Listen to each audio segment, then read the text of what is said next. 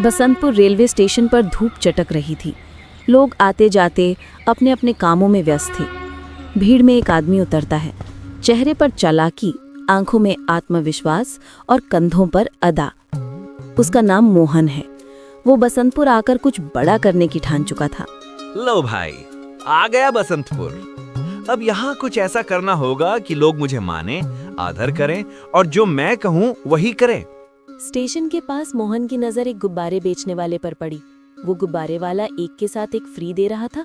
भीड़ में ध्यान खींचने की चाल चल रहा था। गुब्बारे वाला, एक के साथ एक फ्री, ले लो, एक के साथ एक फ्री। मोहन धीरे धीरे चलता हुआ उस गुब्बारे वाले के पास पहुंचता है। भाई, ये गुब्बारा कितने का है? 20 रुपए का। और इसके साथ एक फ्री भी है ना? हाँ, फ्री है। ठीक है, एक दे दो। मोहन गुब्बारा लेकर जैसे ही चलने को होता है, तभी गुब्बारे वाला कहता है, भाई पैसे तो दे दो। अरे भाई, ये तो फ्री वाला लिया है मैंने। तू ही तो एक के साथ एक फ्री दे रहा था ना, तो पैसों वाला तेरे पास और फ्री वाला मेरे पास। इतना कहकर मोहन निकल पड़ता है। गुब्बारे वाला अचरज में रह जाता है। मोहन स्टेशन से दूर एक सुनसान खेत की ओर बढ़ता है। वहां वो जमीन पर कुछ चने डालता है, ऊपर पानी छिड़कता है और उसी के ऊपर एक छोटी सी मूर्ति रख देता है। पास में छुपकर बैठकर वो ये नाटक तैयार करता है कि जैसे कोई चमत्कार होने वाला है। अगले दिन खेत वाला अपने खेत पर आता है। कुछ गांव वाले भी उसके साथ आते हैं। वे वहां मोहन को बैठे देखते हैं। साधु जैसी पोज, शांत चेहरा, आंखों में गंभीर भाव। अरे तुम कौन हो? यहाँ काहे बैठे हो? मैं एक तपस्वी हूँ। हिमालय में लंबी तपस्या करके कल ही इस काम में प्रकट हुआ हूँ। गांव वाले हंसते हैं। किसी ने नजरों से तिरस्कार किया तो कोई सर माथा खुजलाने लगा। कितने साल तपस्या करी है महाराज? 1 साल या 2 साल? मूर्खो, बाबा का मजाक उड़ाते हो। थोड़ी देर में यहाँ एक भगवान की मूर्ति ऊपर आएगी और यही मेरी सच्चाई की गवाही होगी। मोहन ने दिखाने के लिए कुछ तंत्र मंत्र किया और फूंक मारी।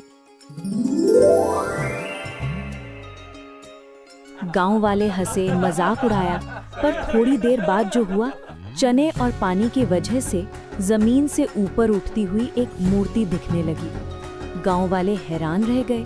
उन्हें समझ नहीं आया कि ये कैसे हुआ। कुछ ने तो तुरंत विश्वास कर लिया। सभी ने मोहन को एक सिद्ध बाबा मान लिया और उसकी जय जयकार करने लगे। ये खबर आग की तरह पूरे गांव में फैल गई।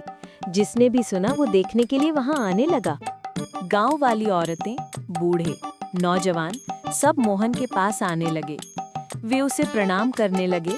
देने लेने का सिलसिला शुरू हुआ। धीरे धीरे मोहन के पास धन व सामान का भंडार बढ़ने लगा। बसंतपुर का ये अनजान व्यक्ति अब गांव का प्रसिद्ध बाबा बन गया।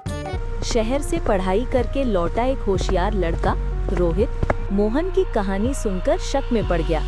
वो सोचने लगा कि क्या ये सब सच है? कुछ तो गड़बड़ है। मूर्ति अचानक कैसे उठ सकती है? शायद कोई दिखावा है।